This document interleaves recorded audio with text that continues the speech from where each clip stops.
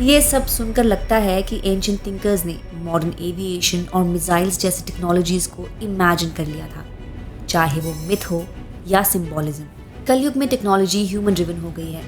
AI, VR और data analytics जैसे tools से हम एंशिएंट टेक्स्ट को प्रिजर्व कर रहे हैं, वर्चुअल रियलिटी में एंशिएंट सिविलाइजेशंस को रिक्रिएट कर रहे हैं और ट्रेंड्स को प्रिडिक्ट कर रहे हैं, बिल्कुल वैसे ही जैसे एंशिएंट सीयर्स फ्यूचर देखते।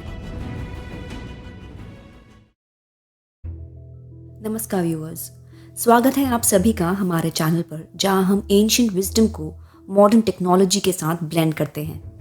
आज हम एक ऐसे टॉपिक पर बात करने वाले हैं जो आपके सोचने का पर्सपेक्टिव ही बदल देगा।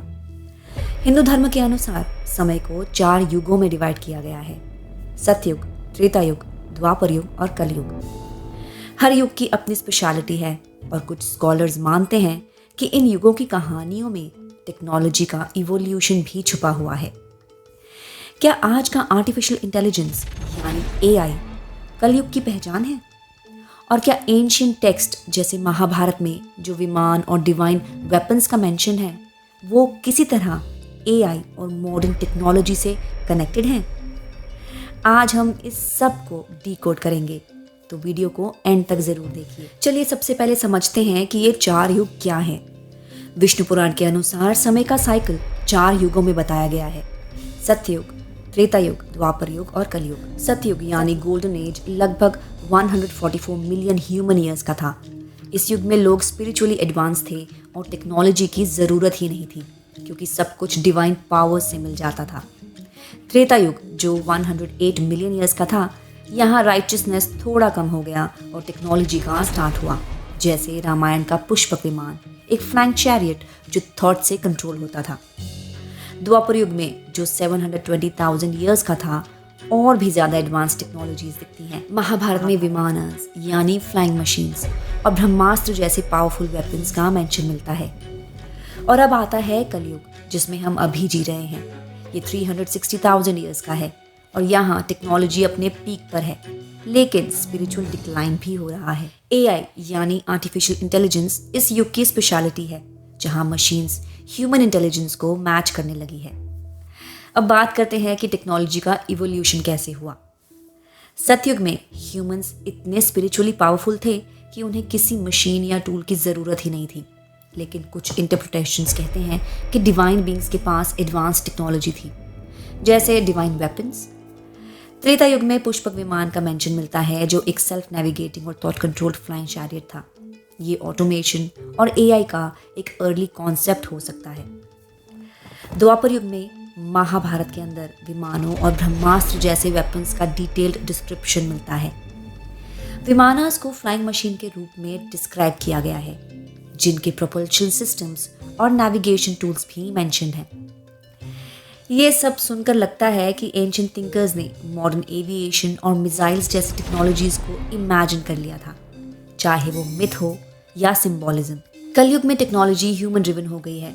एआई, वीआर और डेटा एनालिटिक्स जैसे टूल्स से हम एंशिएंट टेक्स्ट को प्रिजर्व कर रहे हैं, वर्चुअल रियलिटी में एंशिएंट सिविलाइजेशंस को रिक्रिएट कर रहे हैं और ट्रेंड्स को प्रिडिक्ट कर रहे हैं, बिल्कुल वैसे ही जैसे एंशिएंट सीयर्स फ्यूचर देख लेते थे। आज के टाइम में एआई हर जगह है, हेल्थ केयर, एजुकेशन, एंटरटेनमेंट और इवन स्पिरिचुअलिटी में भी।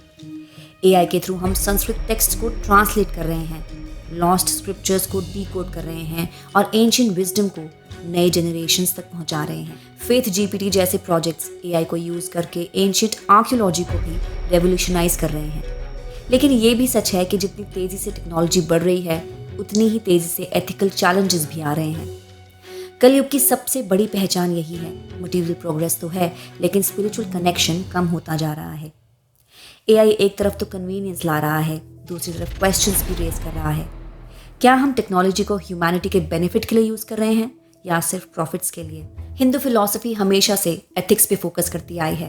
भगवत गीता कहता है, कर्म करो पर फल की चिंता मत करो। यानी एआई या कोई भी टेक्नोलॉजी डेवलप करो, लेकिन इंटेंशन होना चाहिए ह्यूमैनिटी की भलाई का, ना कि सिर्फ पैसे कमाने का। अहिंसा यानी नॉन वायलेंस भी एआई के लिए रेलिवेंट है। एआई को ऐसे डिज़ाइन करना चाहिए कि वो किसी को हार्म ना करे, बायस ना हो। सत्य यानी ट्रूथ भी इंपॉर्टेंट है। एआई सिस्टम्स ट्रांसपेरेंट और ऑनेस्ट होने चाहिए, मिस इन्फॉर्मेशन को रोकना चाहिए और सबसे इम्पॉर्टेंट बैलेंस, मटेरियल और स्पिरिचुअल ग्रोथ दोनों ज़रूरी हैं। एआई को ऐसे यूज़ करना चाहिए कि वो ह्यूमन पोटेंशियल को एनहांस करे, ना कि एथिकल वैल्यूज़ को ओवरशैडो करे। कई लोग मानते हैं कि महाभारत के विमानस, ब्रह्मास्त्र और पुष्पक विमान जैसे एग्जाम्पल्स सिर्फ सिंबॉलिक हैं, लिटरल नहीं। कोई आर्कियोलॉजिकल प्रूफ नहीं है कि एंशिएंट इंडिया में सच में ऐसी टेक्नोलॉजीज थी, लेकिन ये भी सच है कि इन कहानियों ने मॉडर्न साइंटिस्ट्स और टेक्नोलॉजिस्ट को इंस्पायर किया है। एआई और रोबोटिक्स के फील्ड में भी कई लोग एंशिएंट टेक्स्ट से इंस्पिरेशन ले रहे हैं। युगों का कॉन्सेप्ट एक फ्रेमवर्क है जिससे हम समझ सकते हैं कि कैसे ह्यूमन कॉन्शियसनेस और टेक्नोलॉजी इवॉल्व हुई है। एआई को कलयुग का सिंबल माना जा रहा है, लेकिन ये भी ज़रूरी है कि हम एंशिएंट विजडम से एथिकल गाइडेंस लें, ताकि टेक्नोलॉजी ह्यूमैनिटी के लिए ब्लेसिंग बने, कर्स नहीं। तो व्यूअर्स, आज हमने देखा कि कैसे हिंदू कॉस्मोलॉजी के 4 युग, सतयुग, त्रेता युग, द्वापर और कलयुग टेक्नोलॉजी के इवोल्यूशन को रिफ्लेक्ट करते हैं। सतयुग के डिवाइन सिंप्लिसिटी से लेकर कलयुग की एआई ड्रिवन कॉम्प्लेक्सिटी तक, हर युग में एक नई सोच, नए चैलेंज और नई अपॉर्चुनिटी है। लेकिन हर युग की एक लर्निंग भी है। टेक्नोलॉजी जितनी भी एडवांस हो, एथिक्स और स्पिरिचुअलिटी को कभी इग्नोर नहीं करना चाहिए। आपको क्या लगता है, क्या एंशिएंट स्क्रिप्चर्स में सच में मॉडर्न टेक्नोलॉजीज का क्लू छुपा है? क्या हम एआई को धर्म, अहिंसा और सत्य जैसे प्रिंसिपल्स के साथ डेवलप कर सकते हैं? अपनी सोच कमेंट सेक्शन में ज़रूर लिखिए। वीडियो पसंद आए तो लाइक करें, शेयर करें और चैनल को सब्सक्राइब करना ना भूलें। अगले एपिसोड में मिलते हैं एक नए टॉपिक के साथ। तब तक के लिए जय हिंद, जय ज्ञान।